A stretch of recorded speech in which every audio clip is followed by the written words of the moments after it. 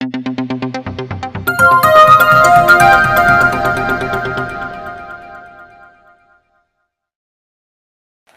दोस्तों, जय महाराष्ट्र। जागो इंडिया जागो में आपका फिर से एक बार हार्दिक स्वागत है। तो दोस्तों, आज हम बात करते हैं। हमारे एक दर्शक ने कमेंट किया है कि उनकी सोसाइटी में अलॉटमेंट कर दिया है, लेकिन ओसी नहीं हुई है और ना ही बिल्डर ने कोई भी मेंटेनेंस चार्जेज वगैरह कुछ भी नहीं भरा हुआ है। तो दोस्तों, ये आम बातें हैं। ये आम बातें इसलिए कह रहा हूँ कि मैं हर वीडियोस में कहता हूँ कि भाई, ये जो भी चीज़ें हमारे साथ गलत हो रही है उसके जिम्मेदार हम भी हैं। हम जिम्मेदार इसलिए हैं कि हम जागरूक नहीं हैं। हम हमारा अधिकार मांगना नहीं चाहते। हम सोचते हैं कि भैया हम बिल्डर से दुश्मनी क्यों लें, हम सोचते हैं सोसाइटी से दुश्मनी क्यों लें, जो सबका होगा हमारा होगा। बस यही सोचते सोचते गाड़ी निकल जाती है और बाद में आप पछताते हो कि भाई हमारे साथ ये हो गया, हमारे साथ वो हो गया। अभी मुझे एक सब्सक्राइबर का कुछ फ़ोन आया था। वहाँ पे सोसाइटी का जो पानी का बिल है, मतलब 45,000 रुपया बाकी है। 45,000 रुपया बाकी है, जबकि वो कह रहे हैं कि भाई मेंटेनेंस जो है वो लोग देते हैं। उसके बावजूद इतना सारा पानी का बिल कैसे आया, जितना बकाया है बीएमसी का। तो ये जो चीज़ें आ रही हैं आपके सामने, ये चीज़ें वो नहीं है जो बिना कारण आ रही है। ये इसलिए आ रही है कि आप कभी भी अपने घर के अलावा, अपनी दुकानों के अलावा सोसाइटी के बारे में नहीं सोचते। इसके लिए ये चीज़ें आ रही है और कुछ नहीं है। मैं देखता हूँ ना, इस सारे में हमारे यहाँ भी लोग हैं। आप सोचिए, मैं लोगों को इस सारे के बारे में समझाता हूँ और हमारे यहाँ के सोसाइटी वाले मेरा मजाक उड़ाते हैं। पीठ पीछे मजाक उड़ाते हैं कि भाई पता है नहीं कुछ, बिना मतलब का कानून बताता है। लेकिन दोस्तों, मुझे उससे कोई फर्क नहीं पड़ता। लोगों को क्या कहना है उनकी मर्जी। मेरा काम है लोगों को जागरूक करना, लोगों को जागरूक करना। अब लोग जागरूक होंगे तो मैं ज़बरदस्ती तो किसी को सोए से उठा नहीं सकता हूँ। जागना तो दोस्तों आपको है। अभी हमारे कम जो भी दर्शक हैं वो बताए हैं, क्या मैं जो वीडियोस पे जो चीज़ें बता रहा हूँ, वो क्या नहीं लगता है कि जो चीज़ें मैं आपको बता रहा हूँ, तो हर व्यक्ति मुझे कमेंट करके कहता है कि सर, क्या ये हमारे प्रोजेक्ट की बातें कर रहे हैं। मतलब ये एक चीज़ कॉमन सी हो गई है कि हर जगह पे सेम प्रॉब्लम्स आती है, लेकिन कोई ये नहीं समझता इस प्रॉब्लम से छुटकारा कैसे मिले। उसका छुटकारा तब होगा जब आप यूनाइटेड होंगे, जब आप यूनिटी बनाएंगे, अन्यथा नहीं होगा। अब प्रॉब्लम आपकी भी नहीं है, आपकी भी तकलीफ नहीं है, क्योंकि आप जब से झोपड़पट्टी में रहते आए, हम अपने आप को सेपरेट मानते हैं। सेपरेट मानते हैं कैसे, सुन लीजिए। झोपड़पट्टी में बहुत कम जगह सोसाइटियां हैं जो डेवलपमेंट के पहले बनी हुई है, और जो सोसाइटी में हैं वो तो चलिए अपनी एरिया को संभाल रहे हैं, देख रहे हैं, वो अच्छे काम कर रहे हैं। लेकिन बहुत सारे ऐसा एरिया में सोसाइटियाँ थी ही नहीं और ना है। मैं अभी की बात नहीं कर रहा हूँ, डेवलपमेंट की बात नहीं कर रहा हूँ। मैं डेवलपमेंट से पहले जो झोपड़पट्टी थी, आप 5-10 लोग मिल के अपना नल ले लिए, 10 जन के घर में पानी जा रहा है, जो पानी का बिल है 10 जन कंट्रीब्यूट करके भर रहे हैं। लाइट मीटर आपका सेपरेट है, लाइट मीटर आपका सेपरेट है, उसमें आपको जो बिल आएगा आपको भरना है। अब उसके बाद जो बीएमसी का या मालिक का रेंट है वो आपको देना है एक इंडिविजुअल, किसी को जमा नहीं करना है, कुछ नहीं करना है, ना टैक्स भरना है, ना कुछ करना है, ना मेंटेनेंस है, कुछ नहीं है। गली कूड़े में कचरा है बीएमसी साफ करेगी, मुझे क्या करना है? क्या होगा? गली कूड़े में कचरा है तो ज़्यादा होगा, आप नगर सेवक को कंप्लेंट करेंगे, बीएमसी को कंप्लेंट करेंगे, भैया यहाँ कचरा जमा है, बराबर है। अब वो साफ करवाएंगे, या बीएमसी साफ करेगी या नगर सेवक साफ करवाएंगे, आपका काम फ्री में हो गया। आदत पड़ गई ना आपको, आदत पड़ गई है कि भैया मुझे मेरे घर से लेना ना, मैं क्या करूं, सोसाइटी में मुझे क्या करना है, सोसाइटी में क्या है। अभी जैसे कल की वीडियो मैंने बताया था कि सोसाइटी के अंदर जो हमारी वेलफेयर सेंटर्स मिलते हैं, बालवाड़ी मिलती है, ऑफिस मिलती है, क्यों सरकार दे रही है मुझे बताइए ना, क्यों दे रही है? भाड़े पे देने के लिए। मतलब सोच वहीं तक है, कहाँ तक की? झोपड़पट्टी की। बिल्डिंग में आ गया, लेकिन सोच नहीं बदल रही, सोच को बदलिए। और मैं तो उन लोगों को ज़्यादा कहूँगा कि वो जागरूक हो जाएं जिनका डेवलपमेंट चालू है। अदरवाइज देखिए जो सिचुएशंस आ रहे हैं वो सबको आने चालू हो जाएंगे। अभी आपका प्रॉब्लम क्या है भाई? बिल्डर भाड़े नहीं दे रहे, चलिए भैया भाड़े की अकेले की लड़ाई चल रही है आपको। भाई अकेले क्यों लड़ रहे हो आप? यूनाइटेड हो जाओ। सबसे बड़ी तकलीफ क्या मालूम है क्या? सबसे बड़ी तकलीफ है विश्वास नहीं है किसी पे, विश्वास नहीं है किसी पे। बस यही विश्वास तो आप लोगों को, जो भी आपकी लड़ाई है, जो भी मार्ग है, उसमें सबसे बड़ा अवरोध पैदा करता है विश्वास। आप क्या सोच रहे हैं? क्या आप इंडिविजुअल लड़ेंगे तो आपकी जीत हो जाएगी? जीत होगी, बहुत लंबा समय जाएगा, क्योंकि आप अकेले हैं। अगर आपके पास आपके लोग साथ आ जाए और एक प्रतिनिधि मंडल, जैसे कि सोसाइटी में प्रबंधक समिति होती है, वैसे आप एक अपने प्रबंधक मंडल बनाइए कि भाई इसके अंदर इन बंदों का काम है इस चीज़ का, जो भी भाड़े का मैटर लड़ना, उसका जो खर्चे आते हैं वो आपको अफोर्ड करना है, ये सारे भागदौड़ी करना है, कंप्लेन अथॉरिटी भागदौड़ी करना है। तो इन चीज़ों के लिए आपको अलर्ट होना पड़ेगा, आपको कंट्रीब्यूट करना पड़ेगा। आप सोच रहे हैं कि भैया एक बंदा लड़ रहा है, मेरा काम करेगा। नहीं, क्यों करेगा बंदा काम? मुझे बताइए ना, क्यों करेगा? मैं तो नहीं करता हूँ, किसी का नहीं करता। भाई आपकी लड़ाई आप लड़िए, मैं नहीं करूँगा। मैंने जितना मुझे करना था मैंने कर दिया, अब मैंने कान पकड़ लिया। अपनी लड़ाई खुद करो। प्रॉब्लम क्या? आदत पड़ गई है लोगों को। हमारे यहाँ भी वही आदत पड़ गई है हर चीज़ के लिए। भाई ठाकुर जी आप करिए ना। अरे मैं क्यों करूँ भाई? आप मेरे रिश्तेदार हैं, कौन है आपकी मैं आपके लिए लड़ूँ? नहीं, आपकी लड़ाई आपको लड़ना है। ये चीज़ को आपको समझना चाहिए। बार बार वीडियो में बताता हूँ, यूनिटी बहुत इंपॉर्टेंट है। और जब तक आप सेनापति नहीं बनाएंगे, जब तक आप सेनापति नहीं बनाएंगे, तब तक आप लड़ाई नहीं जीत पाएंगे। और सेनापति अगर जिस पे बनाते हो तो उस पर विश्वास कीजिए। मैंने आपको हर वीडियोस में बताया हूँ कि बिल्डर्स और जो सोसाइटी जो होती, स्वयं घोषित सोसाइटियाँ होती हैं, जो चुन के आ जाती है आधे अधूरे लोगों को लेके, सबको इलेक्शन में बुलाती नहीं है, तो स्वयं घोषित ही समझिए उसको।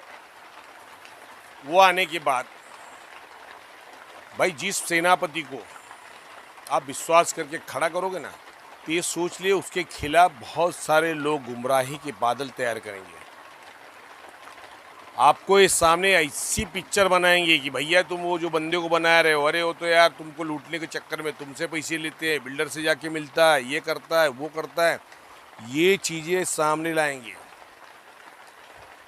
क्योंकि देखिए बिल्डर के 3 फंडे मैंने पहले बता दिया था। पहली बात है डराना, नहीं डरा तो खरीद लो, नहीं बिका तो बदनाम करो। तो ये पॉलिसीज बिल्डर की है। वो हमेशा चाहेंगे फूट डालो राज्य करो। बिल्डर यहाँ व्यापार करने, आपके लिए समाज सेवा करने नहीं आए। आज सोसाइटी डेवलपमेंट में सोसाइटी का गठन क्यों किया जाता है वो आप समझिए पहले। क्यों सरकार ने बोला कि भाई सोसाइटी की जरूरत नहीं है, बिल्डर आएगा बिल्डर बना के देगा, इंडिविजुअल रहेगा? क्योंकि सोसाइटी नहीं रहेगी तो कमान नहीं होगी, कमान नहीं रहेगी। क्योंकि कमान किसी न किसी के पास तो होना चाहिए, समझ रहे हो? लगाम होनी चाहिए, कमान का मतलब लगाम होनी चाहिए। तो इसके लिए सोसाइटियों का गठन किया जाता है कि सोसाइटियों की एक प्रबंधक समिति चुनी जाएगी और वो प्रबंधक समिति लोगों के लिए काम करेगी और लोगों की बात बिल्डर तक पहुंचाएगी और लोगों की समस्याओं को का निराकरण करेगी। ये चीज के लिए बनाई गई है सोसाइटी। लेकिन होता क्या है, आप जिसको एक बार चुन लिए तब तो भैया आप भी उसको हटा नहीं सकते, आप भी हटा नहीं सकते। अब आप बोले कि भैया रूल है 5 साल इलेक्शन लेने का, रूल है हर साल एजीएम लेने का। अरे भाई सब रूल है, लेकिन जब अधिकारी माने तो ना, अधिकारी अगर उस रूल को माने तब ना। अधिकारी तो खुद ही रूल तोड़ते रहते हैं, तो आप न्याय किससे मांगेंगे? जब न्याय करने वाला ही आंख बंद करके बैठा है तो न्याय मांगने कहाँ जाओगे? वो आपका सुनता ही नहीं है। ऊपर से आपको प्रेशराइज करने के लिए, अगर समझो वहाँ पे ज़्यादा प्रेशराइज हो गए, ऊपर से आपने प्रेशर ला दिया, जो भी कर दिया, तो प्रशासक नियुक्त कर देंगे। अब प्रॉब्लम एक है कि भैया एक को भगाया, दूसरा आके बैठ गया, अब वो आप पे राज करेगा। अब वो तो आपसे मिलेगा भी नहीं, बस अपने मन से काम करते रहेगा। हमारे अभी प्रशासक का पॉइंट क्या, साल भर से कभी एरिया की सुध नहीं लिए, ना मेम्बरों से मिले, ना मीटिंग लिए। लेकिन डिपार्टमेंट है कि उनसे ये नहीं पूछता कि भैया साल भर हो गया, तुमने एजीएम क्यों नहीं लिया, तुमने एजीएम क्यों नहीं लिया? तो क्या उसका अधिकार नहीं होता है साल भर हो गया एजीएम लेने का? लेकिन नहीं लिया। ये संध्या बाबन कुले भी जानती है, वो हेमंत गावड़े भी जानते हैं, सब जानते हैं, लेकिन सब मिली भगत है। क्योंकि बिल्डर वहां पे गांधी जी लेके बैठा है, गांधी जी लेके बिल्डर बैठा है, उसे कोई फर्क नहीं पड़ता है कि आप क्या कर रहे हो। अब संध्या बाबन कुले को इशारे में कितने साल हो गए मुझे बताइए ना? 7-8 साल के ऊपर हो गया।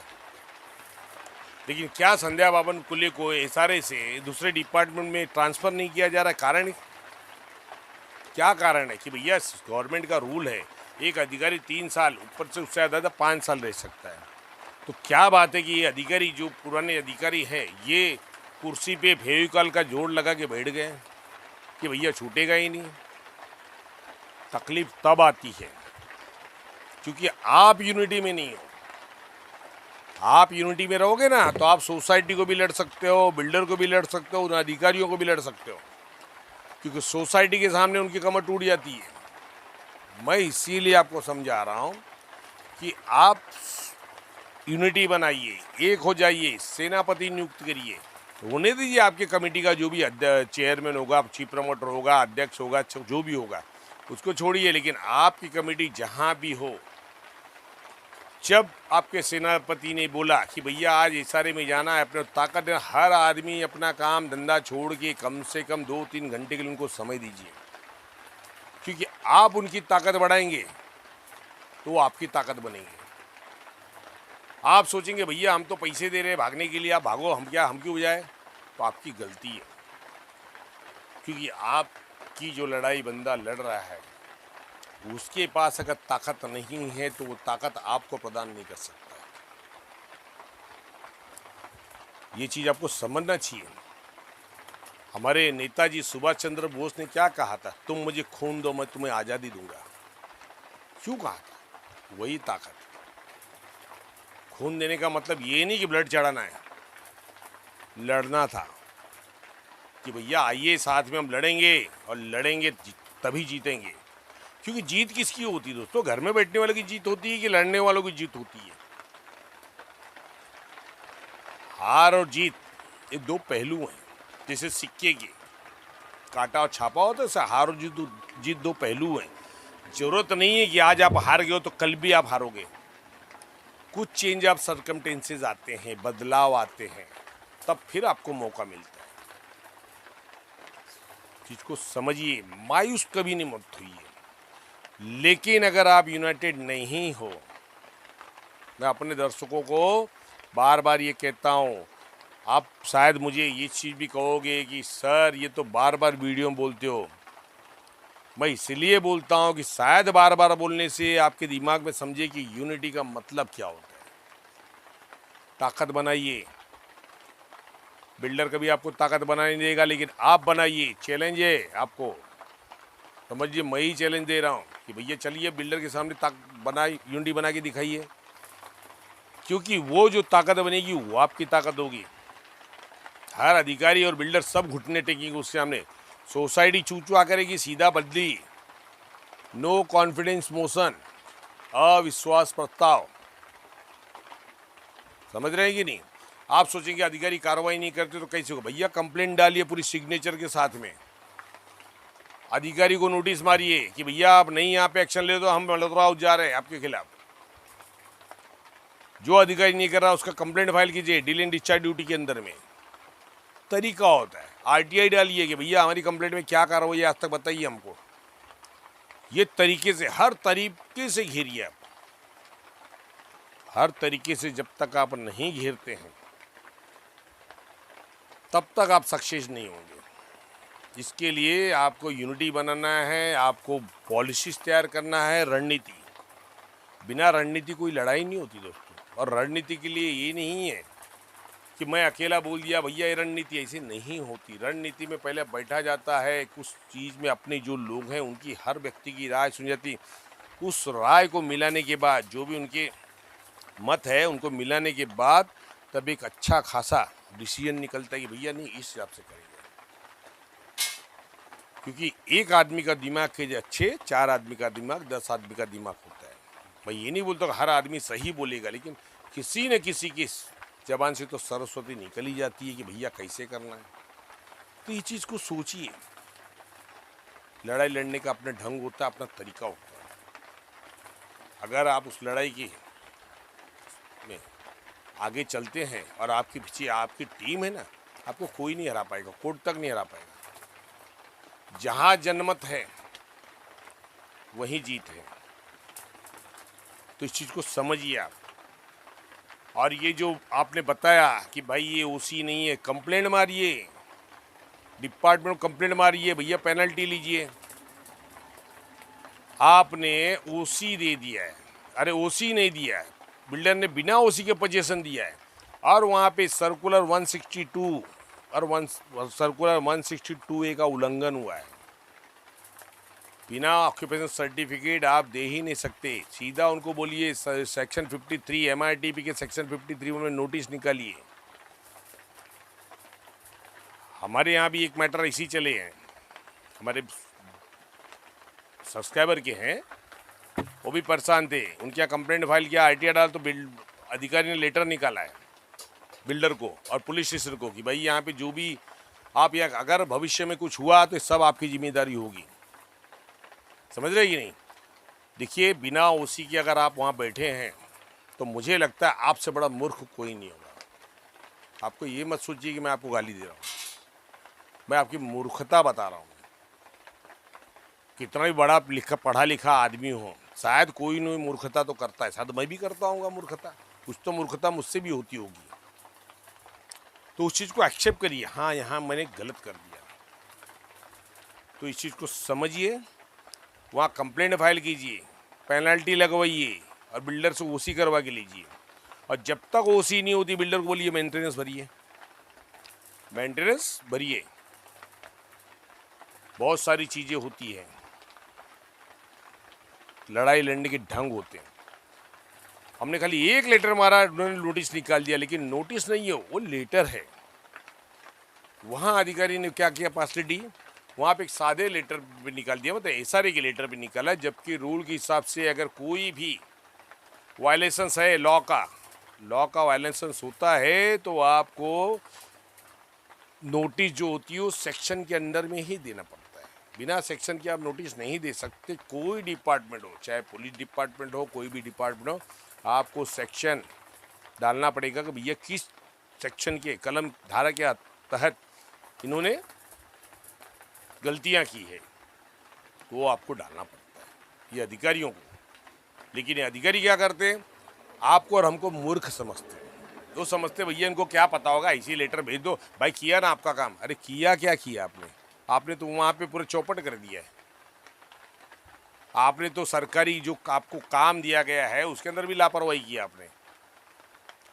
छोड़िए मत उसको, उसमें भी आरटीआई डालिए कि भैया फलाना नोटिस जो लेटर आपने निकाला था वो कौन से कानून के आधार पर निकाला है, उस कानून का मेरे को डिटेल्स दो, उसका सेक्शन दो।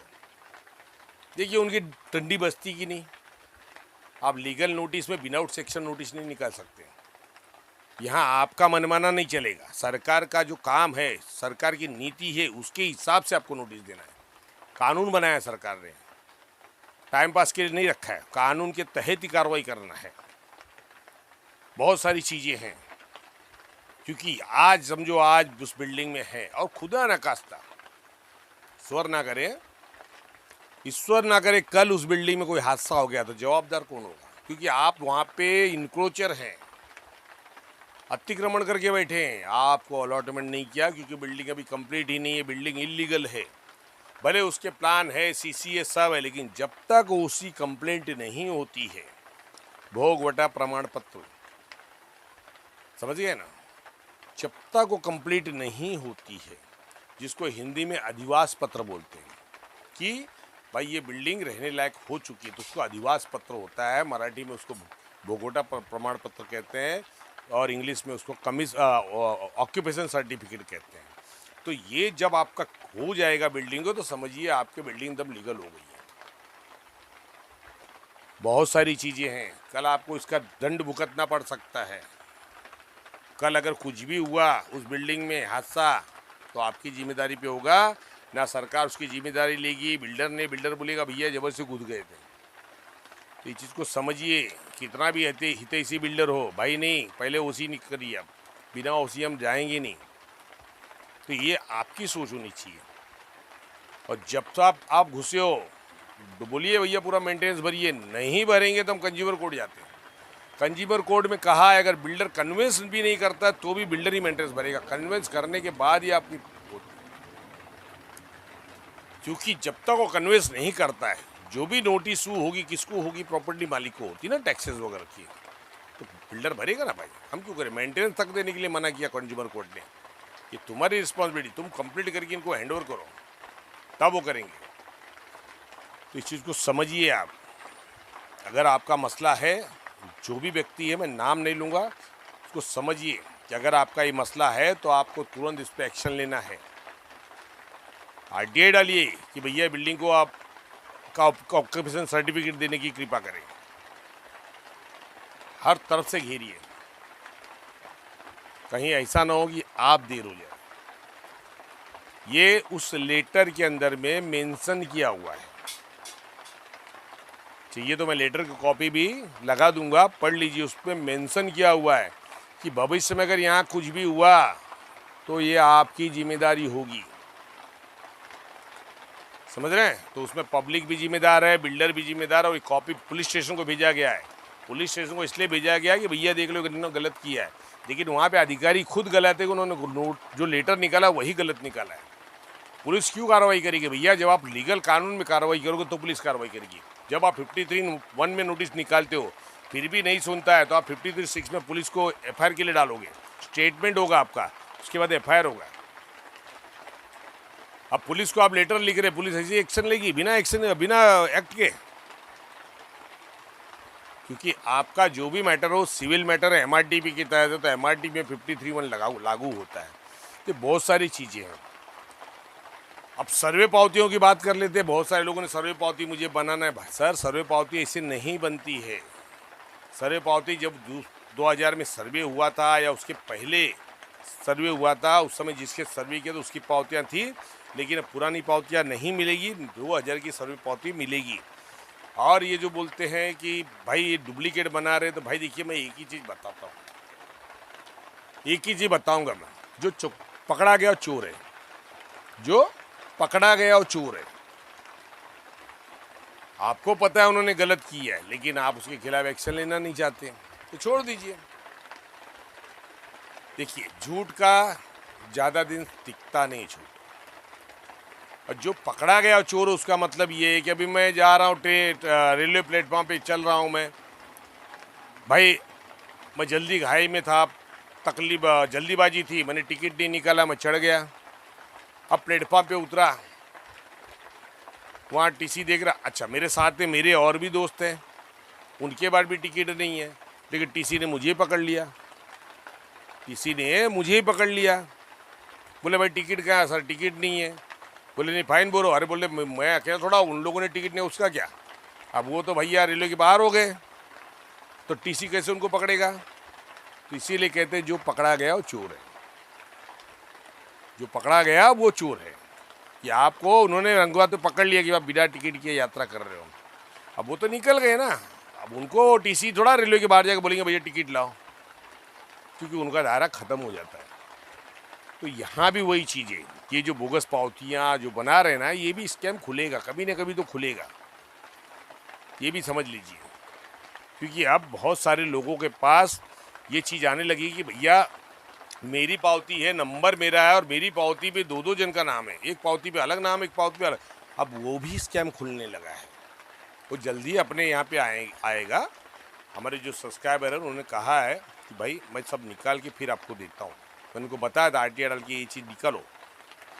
तो इसके लिए जो गलत कर रहा है, तो भाई आप गलत का साथ दे रहे हो या गलत के साथ देख के गलत संगत में पड़ रहे हो, तो भाई आपकी मर्जी है। मैं कभी भी अपने चैनल पे गलत करने के लिए नहीं बोलूँगा। मैं कभी भी सरकार को हानि पहुंचाने की बात नहीं करूँगा, क्योंकि एक फ्लैट अगर मैंने गलत ले लिया, एक घर अगर गलत ले लिया, तो किसी एक का अधिकार मारूंगा मैं, जो शायद बहुत ज़रूरत है उसको। तो इसके लिए दोस्तों हमारे पास जो संपत्ति है उसको बचा ले, बड़ी बात है। हमारी जो संपत्तियां हैं उनको बचा ले, बहुत बड़ी बात है। अभी भी सिलसिला रुकता नहीं है, सिलसिला बढ़ते ही जा रहा है। अभी आज ही मुझे एक फ़ोन आया था, कह रहे थे सर मेरा ऐसा है, एनेक्सर 2 में लिखा है जोड़ पत्र 3-4 प्रपत्र भरो। ठीक है, बोला डॉक्यूमेंट कब के? बोले 2001 का मेरा इलेक्शन का है, 2001 का। बोला लाइट बिल, बोले लाइट बिल तो अब रिसेंट 2011 के बाद का है। तो मैं बोला सर एक बात बताइए, आपके घर में और लोग पात्र हैं कि नहीं है? बोले हाँ पात्र है, लेकिन सबका अलग अलग है। बोला अलग अलग है ना, तो आप भी रहते थे उसमें। 2001 में आपका 18 साल का हुआ, 18 साल 20 साल के हुआ, आपने वोटिंग कार्ड बना लिए थे। अब आपने क्या किया, यहाँ पे एक नया झोपड़ा तैयार कर दिया, डिवाइड स्टेशन कर दिया। अब इसको चाह रहे कि फिर ये भी पात्र हो जाए। सरकार मतलब मूर्ख नहीं है, उस पर झोपड़ा क्रमांक है। एक के चक्कर में पता चला सबकी इंक्वायरी लग गई। तो ये भी आप जान लीजिए, झोपड़ा क्रमांक बहुत इंपॉर्टेंट है। ये अलग बात है कि पैसे खिला के झोपड़ा क्रमांक गायब हो जाते हैं। ऐसे कितने एनेक्सर्स है, जैसे हमारे यहाँ पे हमारे एक सब्सक्राइबर हैं, उन्होंने भी कमेंट किया हमारे चैनल पे कि भाई हमारे यहाँ पे एक ही फैमिली में सबके सब पात्र हैं, बाप भी पात्र है, लड़का भी पात्र है, लड़की भी पात्र है, 3 जन का एक ही घर के अंदर पात्र हो गया है, बड़ा के। तो ये जो चीज़ें हैं वो समझिए, जिस दिन अगर कोई भी बंदा उस चीज़ में उंगली करे और उसका डॉक्यूमेंट निकालेगा ना, तब तकलीफ में आ जाएगा। आज हमारे यहाँ पे कल आपको एक खुशखबरी देता हूँ कि हमारे यहाँ पे कल अलॉटमेंट है, सुबह 10 बजे से चालू होने वाला है हमारी सोसाइटी का 146 लोगों का, जिसमें 145 घर है और एक RC है। लेकिन ये बाकी का जो है अलग चीज़ है, लेकिन ये जो अलॉटमेंट हो रहा है इसके बारे में मैं कल वीडियोस बनाऊंगा और बताऊंगा कि डिपार्टमेंट ने क्या गलत किया है और क्या उन्हें नहीं करना चाहिए, कैसे लोगों का अधिकारों का हनन किया है, कैसे बिल्डर को उन्होंने मदद की। तो इन चीज़ों के बारे में हम कल बात करेंगे। वीडियोस लंबी हो रही है दोस्तों, मिलते हैं नेक्स्ट वीडियो में। बने रहिए जागो इंडिया जागो के साथ में। जय हिंद, जय महाराष्ट्र।